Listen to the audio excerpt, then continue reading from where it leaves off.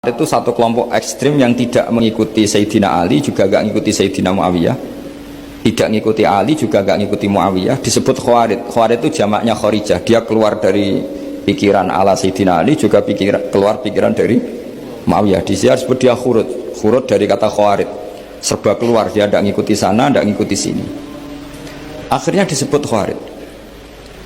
Nah, Khawarij itu orang yang berpikir sesuai kritik yang dilakukan Quran, tapi mereka lupa bahwa yang punya otoritas kritik itu Allah, karena yang kalau boleh sama-sama terganggu kerajaannya itu hanya Allah. Orang Khawarij itu kalau ada orang dosa itu dikatakan sudah tidak Islam lagi, dia sudah keluar dari Islam. Orang dosa itu wajib disiksa oleh Allah, mereka bilangnya ya wajib.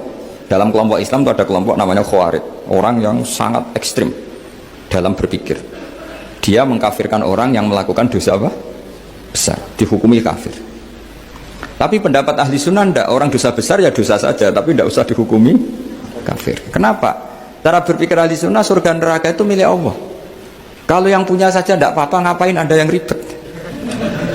Yang punya surga neraka itu Tuhan, dan Tuhan memanggil-manggil orang yang salah itu disuruh tobat. Anibu ila rabbikum, wahai hambaku yang berlebihan, yang masih dosa, ayo kembali ke saya. Kapan saja kembali ke saya tak terima. Sehingga dalam madzhab ahli sunnah, otoritas khitab, otoritas kepemilikan yang berhak ya yang punya, orang lain itu nomor dua. Nah di sini ini kelihatan benarnya madzhab ahli sunnah wal jamaah. Ahli sunnah mengatakan apapun salahnya seseorang setelah dia beragama Islam itu wilayahnya Allah, kita tidak bisa berbuat apa-apa. Makanya ada ayat laisalaka minal amri syai'un aw yatuba alaihim aw yu'adzibah. Muhammad, meskipun kamu kekasih saya, kamu tidak punya otoritas menentukan si A dimaafkan, si A disiksa. Otoritas itu hanya bagi saya, kata Allah. Sehingga banyak orang yang Nabi kurang srek karena membunuh pamannya Hamzah malah dikasih tobat sama Allah, namanya Wahsy. Wahsy itu orang yang Nabi gak suka karena pernah membunuh Sayyid Hamzah di perang Uhud, tapi sama Allah marah dikasih tobat. Sa'labah yang sering ibadah di masjid, sering iktikaf, saking seringnya ibadah itu sampai digelari hamamatul masjid, merpatinya masjid. Tapi na'udzubillah beliau malah berakhir dengan su'ul khatimah. Kita tidak pernah tahu kenapa begitu, karena begini, wilayah yang absolut itu hanya milik Allah Subhanahu wa taala. Sehingga Nabi kalau ketemu Wahsy ya bilang, iman kamu sudah saya terima, Islam kamu sudah saya terima, tapi saya ini manusia, tolong sembunyikan wajahmu dari saya, karena kalau saya ingat kamu itu mangkel, karena ingat kamu pernah membunuh Hamzah. Tapi saya sebagai Nabi harus menerima iman kamu, karena Nabi itu gak boleh dendam. Jadi kalau mangkel-mangkel sedikit kayaknya agak boleh mungkin ya, mungkin itu ya.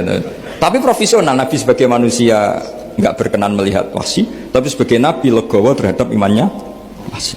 Tapi Allah sendiri yang ngendikan laisa laka minal amri syai'un aw yatuba. Coba orang munafik, kayak apa salahnya orang munafik? Tapi ketika Allah ngendikan tentang orang munafik gimana? Wa yu'adzibal munafiqina in saa'a aw yatuba. Allah bisa saja menyiksa orang munafik in saa'a kalau berkehendak, aw yatuba, atau Allah mengasih tobat. Nah, karena pendapat ahli sunnah itu lebih valid sesuai ayat-ayat Quran, maka yang diikuti mayoritas di dunia adalah madzhab ahli sunnah wal jamaah. Dan itu dimulai cara berpikir yang sederhana, yang berhak menentukan khitab ya yang punya, titik itu saja. Yang berhak menentukan khitab ya yang, lah tentu yang punya alam raya ini hanya Allah Subhanahu wa ta'ala.